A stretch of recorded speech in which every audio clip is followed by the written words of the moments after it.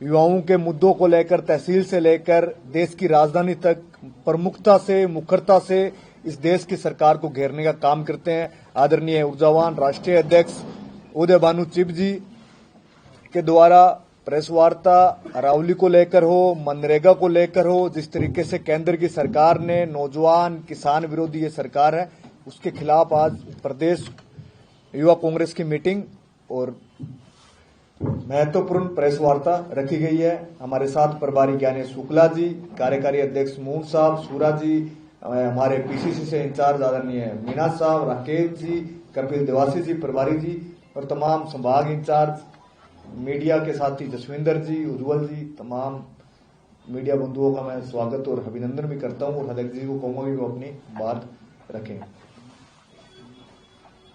बहुत बहुत धन्यवाद हमारे state president Rajasthan youth Congress के अभिमन्यु भाई, गानेश जी जो इंचार्ज हैं, को इंचार्ज हैं राजस्थान यूथ कांग्रेस के, कपिल भाई को इंचार्ज राजस्थान यूथ कांग्रेस, हमारे दो होनहार वर्किंग प्रेसिडेंट्स यशवीर भाई, मून भाई और खासकर सभी हमारे यूथ कांग्रेस के साथी और जो मीडिया से हमारे भाई आए हैं, आप समय निकाल के आए, आपका बहुत बहुत धन्यवाद। आज की जो प्रेस कॉन्फ्रेंस है, पहले तो उसका मकसद कुछ और था, हम आपको पूरा साझा करने वाले थे कि किस तरह से हमारा रूट मैप होगा यात्रा का, पर अभी जो डेवलपमेंट कल से सुप्रीम कोर्ट के ऑर्डर से हुई है तो उसके बाद हम आप क्या करने वाले हैं और हमारा क्या उसमें सोच है वो आपसे साझा करना चाहते हैं। सबसे पहले तो मैं ये जो काम बीजेपी सरकार कर रही है पूरे देश में, वो बेचने का काम कर रही है और वो काम शुरू होता है कि जो कांग्रेस के समय में जो उपलब्धियां हैं, जो चीजें कमाई हैं देश ने, चाहे कितनी कंपनीज हों, एयर इंडिया से लेकर हमारे पोस्ट ऑफिस से लेकर हमारे कितने इंस्टीट्यूशंस हैं जिसको बेचने का काम बीजेपी ने किया। लेकिन जब ये भी इससे भी पेट नहीं भरा क्योंकि भूख ज्यादा है, तो कांग्रेस की बनाई हुई चीजें तो छोड़िए, जो प्रकृति की बनाई हुई चीजें हैं उसको भी बेचना शुरू बीजेपी सरकार ने कर दिया। और किसके लिए किया? एक ही इंसान है, एक ही परम मित्र है, अडानी। वो निकोबार ग्रेट आइलैंड्स की बात हो, वो उनको दे दिए। यहां जाने के लिए परमिट लगता है, वो पूरा आइलैंड सैकड़ों जमीन जो है, एकड़ की जमीन है, उनको दे दी। फॉरेस्ट हैं जो मध्य प्रदेश के, छत्तीसगढ़ के, जो संतुलन बनाते हैं, पर्यावरण का संतुलन बनाते हैं, वो माइनिंग के लिए दे दिया। इलीगल माइनिंग वहां पे हो रही है। अरावलीज देने की भी पूरी तैयारी थी। पर मैं धन्यवाद करता हूं पूरे देश के लोगों का और खासकर नॉर्थ इंडियन जो रेंज है यहाँ पे अरावली से, वहां के सभी लोगों का और सभी एजेंसीज का, सभी सिविल सोसाइटीज का, जिन्होंने इसका विरोध किया। और मैं धन्यवाद करता हूं अपने यूथ कांग्रेस के साथियों का भी, कांग्रेस के साथियों का भी, जिन्होंने इन सबके साथ मिलकर ये जो अरावली को खत्म करने की कोशिश करने वाली थी ये बीजेपी सरकार, उसके विरोध में सभी एक स्वर में आए। और ये लोगों की जीत है, भारत के लोगों की जीत है, जिन्होंने जो खड़े रहे कि नहीं, हम जो शाश्वत संस्कृति भारत देश की है और 1.5 अरब साल से भी पुराना अरावली हिल्स जो है, इसको हम खत्म नहीं होने देंगे।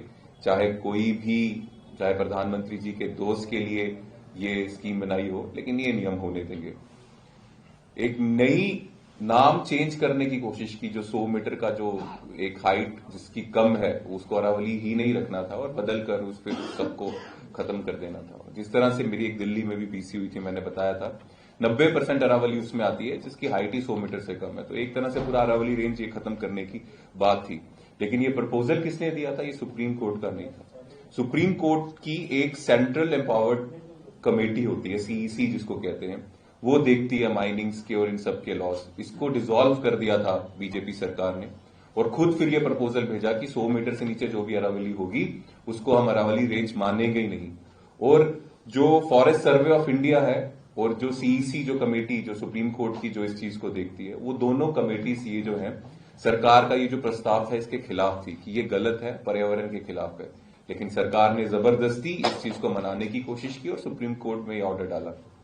और सुप्रीम कोर्ट में फिर जब ये ऑर्डर आ गया तो फिर से जब सभी लोगों ने, सभी भारतीयों ने इसके विरोध में, जो बीजेपी की ये चाल थी अरावली को खत्म करने की, कुछ लोगों को या कुछ दोस्तों को फायदा देने की, इस चाल को फेल कर दिया, क्योंकि सब एक आवाज में खड़े हुए और सबने बोला कि ये भारत माता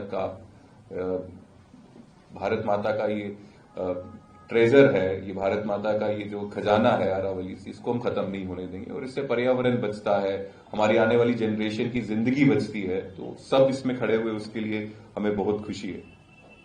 पर बात यहीं खत्म ना हो जाए, इसके आगे सुप्रीम कोर्ट का जो ये रीजन है उसको हम वेलकम करते हैं, लेकिन ये अधूरी जीत है। जब तक एक पक्का कानून इस पे नहीं बन जाता अरावली को बचाने का, तब तक ये जंग जो है ये हम जीते नहीं है। हाँ, इसका पहली लड़ाई हम जरूर जीते, लेकिन इसको आगे तक हमें अलर्ट रहना पड़ेगा। हमें बिल्कुल अभी ये मान लें कि अब बीजेपी इसके ऊपर अपनी बुरी निगाहें जो है हटा देगी, मुझे लगता नहीं। वो कोशिश करेंगे। तो यहां सुप्रीम कोर्ट का ऑर्डर जब नया आएगा 21 तारीख को, वो देखते हैं उसमें क्या होगा। या फिर हो सकता है ये बीजेपी वाले हैं, ये अपने दोस्तों के लिए जो इनको फंड करते हैं, पैसा देते हैं, उनके लिए कुछ भी कर सकते हैं। पार्लियामेंट में कोई लॉ ना बना लें, ये जो 100 मीटर वाला लाए हैं, इससे मिलता जुलता लॉ, जिससे अरावली को नुकसान हो, नेचर को नुकसान हो और इनके दोस्तों को फायदा हो। तो हमारी डिमांड ये है सुप्रीम कोर्ट से और केंद्र सरकार से भी, अगर आपको थोड़ा सा भी अपने किए में पछतावा है, क्योंकि ये प्रस्ताव आपने लाया था 100 मीटर वाला जिससे अरावली खत्म होती, थोड़ा सा भी पछतावा है तो एक कॉन्स्टिट्यूशन कमेटी बनाइए जिससे अरावली रेंज जो है उसको सेंसिटिव इकोलॉजिकल जोन घोषित किया जाए, ताकि इसमें कोई छेड़छाड़ ना हो और प्रॉपर इंस्पेक्शन इस एरिया की हो। और जो एनवायरमेंटल मिनिस्टर हैं, जो यूनियन मिनिस्टर हैं environment, forest and climate exchange के, जिनके मंत्रालय से ये प्रपोजल सुप्रीम कोर्ट को गया था कि 100 मीटर से जो नीचे माउंटेन्स है, जो रेंज है, उसको अरावली से हटा दीजिए और ताकि उसका शोषण हो जाए। तो इतना महान सजेशन जिसने दिया था, और जो ये यूनियन मिनिस्टर कह रहे थे एनवायरमेंट के कि ऐसा कुछ नहीं है, सब कुछ सही है, इसको सही बताने की कोशिश कर रहे थे। सुप्रीम कोर्ट के ऑर्डर ने भी बता दिया कि ये झूठ बोल रहे थे और ये गलत थे। इनको रेजिग्नेशन देना चाहिए और अरावली रेंज को प्रोटेक्ट करना चाहिए। और आगे भी जो माइनिंग होगी या रियल एस्टेट का काम होगा या कुछ ऐसे बिजनेस जिससे अरावली को, प्रकृति को नुकसान हो, उस पे हमें कड़ी नजर रखने की जरूरत है। क्योंकि बीजेपी कहते हैं ना, एक कहावत है, चोर चोरी से जाए, हेरा फेरी से नहीं जाए। तो ये हेरा फेरी करने की कोशिश फिर किसी और तरीके से एक नया पैंतरा डालने की कोशिश करेंगे, जिसका हमें विश्वास है। इसलिए लेकिन हम सतर्क हैं, हम अलर्ट हैं और ये अरावली रेंज को हम खत्म होने नहीं देंगे। ये भारतीय संस्कृति का प्रतीक है, इसलिए ये लड़ाई हम लड़ेंगे। अंत में फिर से सभी देशवासियों का और सभी सिविल सोसाइटीज, एनजीओ का धन्यवाद करता हूं, जो इस इशू में खुलकर आगे आए और सरकार का विरोध किया कि हम देश के प्रकृति को खत्म नहीं होने देंगे। बहुत बहुत धन्यवाद। जय हिंद। कोई सवाल हो तो हम लेने से सत्याग्रह रहेगा नहीं रहेगा, या कांग्रेस की आगामी रणनीति क्या रहेगी? आप स्थायी कमेटी की बैठक में करें। पिछले कुछ दिनों के अंदर आपने देखा होगा कि काफी अनुशासनात्मक कार्रवाइयां की हुई, कहीं पर लो परफॉर्मेंस रही, कहीं पर प्रदर्शन नहीं हुए। तो अनुशासन और प्रदर्शन दोनों बेहतर करने के लिए क्या करेंगे, और अब आगामी रणनीति क्या है जब सत्याग्रह को लेकर के स्थिति आपने स्पष्ट कर? पहला सवाल जो आपका अभी क्या रहेगा अरावली के ऊपर, उस पे अभी रणनीति चल रही है। अभी इसके बाद हमारी मीटिंग है, लेकिन रहेगा। पहले हम यात्रा करने वाले थे जो 7 तारीख से 20 तक होने वाली है, उस पर भी अभी चर्चा होगी कि हमने क्या करना है। लेकिन यात्रा अगर 21 तारीख का अगर वेट करना है तो उसके बाद होगी, अगर वो रीजन ये नहीं आया जिससे अरावली की प्रोटेक्शन की हमें पूरी कंफर्मेशन नहीं होती। अगर लगा कि बीजेपी वही जो हेरा फेरी से नहीं बाज आ रही, तो हम जरूर यात्रा आगे बढ़ेगी और ये चलते जाएगा, ये रुकने वाला सिलसिला नहीं है। अभी सुप्रीम कोर्ट के वर्डिक्ट को देखते हम वार्तालाप कर रहे हैं और यात्रा अगर शायद 21 के आगे चले जाए, लेकिन हर उस डिस्ट्रिक्ट में अरावलीज है, वहां पे गतिविधियां होंगी, चाहे वहां पे कॉर्नर मीटिंग्स हो या वहां पे डिस्ट्रिक्ट में रैलीज हो। इस इश्यू को ये जागरूक करना बहुत जरूरी है, क्योंकि इसमें अगर थोड़ी सी भी ढील हमने दे दी तो बीजेपी अपने दोस्तों को फायदा देने के लिए इस पूरी रेंज को खत्म कर सकती है। और यहां तक हमारे इंटरनल ऑर्गेनाइजेशन अफेयर्स की बात आपने की, तो जरूर है, इवैल्यूएशन जरूर है, रिव्यू जरूर है।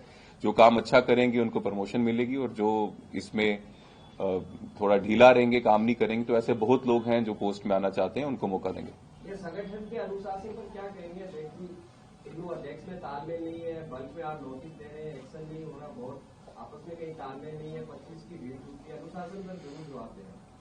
अनुशासन, यहां तक मुझे लगता है कि अभी तक ऐसा कोई इंसिडेंट मेरे सामने नहीं आया यहाँ पे हमारे तीनों लीडर्स कुछ वैसा किया हो या अनपार्लियामेंट्री किया हो, एक साथ कोऑर्डिनेशन से काम करते हैं। हर एक संगठन में मतभेद हो सकते हैं।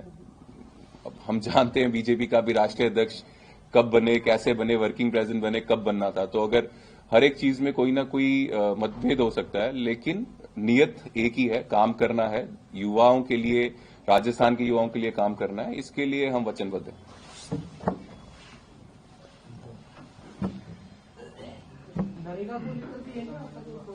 नरेगा को लेकर पूरे देश भर में कांग्रेस पार्टी का प्रोटेस्ट है। उसमें यूथ कांग्रेस भी कदम से कदम मिलाकर चलेगी और वो पूरा प्रोसीजर एआईसीसी ही मुझे लगता है वो सामने डाले। हमारी सीडब्ल्यूसी मीटिंग में वो डिसाइड हुआ था और अगर वो मैं अभी बोल दूंगा तो उचित नहीं। वो एआईसीसी का प्रोग्राम है, एआईसीसी समय आने पे वो साझा कर देगी सबसे। लेकिन हाँ, लंबा प्रोग्राम है और सिर्फ 2 महीने का नहीं, लंबा ये चलेगा मनरेगा का प्रोग्राम, क्योंकि 12 करोड़ से ज्यादा लोग जो मनरेगा में से जिनको रोजगार मिलता था, और ये लोग वो लोग हैं जो ग्रामीण एरिया में रहते हैं, और ग्रामीण एरिया में वो लोग हैं जो शायद बीजेपी को कम सपोर्ट करते हैं, इसलिए बीजेपी शायद उनको दबाने की कोशिश करेगी।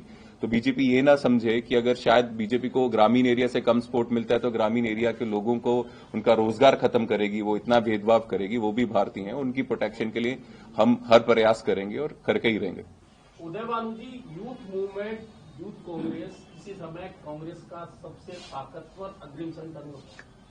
नीचे से लेकर ऊपर तक मुद्दे रेज करता था, चाहे वे जिले के हों, प्रदेश के हों। अब ऐसा लगता है या तो आप प्रोग्राम देते हैं तो यूथ कांग्रेस उसको औपचारिकता के जरिए पूरा कर लेती है, या स्टेट का कोई होता है उसमें शामिल हो जाते हैं नेता, या कांग्रेस का प्रोग्राम होता है अपने आप मुद्दे रेज करना, या पहले जो अग्रिम संगठन दिखता था मजबूत वैसा नहीं दिखता। क्या चुनावी जो चला है सिस्टम उसकी वजह से आप समझते हैं कमजोर हुआ है यूथ कांग्रेस का मूवमेंट? मुझे ऐसा नहीं लगता। चुनाव यहाँ हुआ है, वहां हर जगह अच्छा भी चल रहा है। कभी बीच में अपॉइंटमेंट्स भी होती है, तो ऐसा नहीं अपॉइंटमेंट्स यहाँ हो जाए तो वहां बहुत ज्यादा बिल्कुल ही डिफरेंस आ जाता है। ये अपना हमारा खुद का सेल्फ कॉन्शियस है।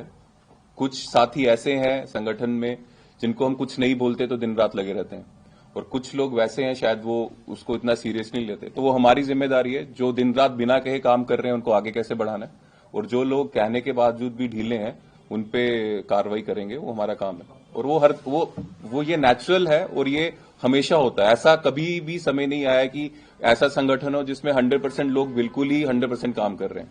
तो ये नेचुरल है और ये कार्रवाई ये हमारी जिम्मेदारी हम करेंगे।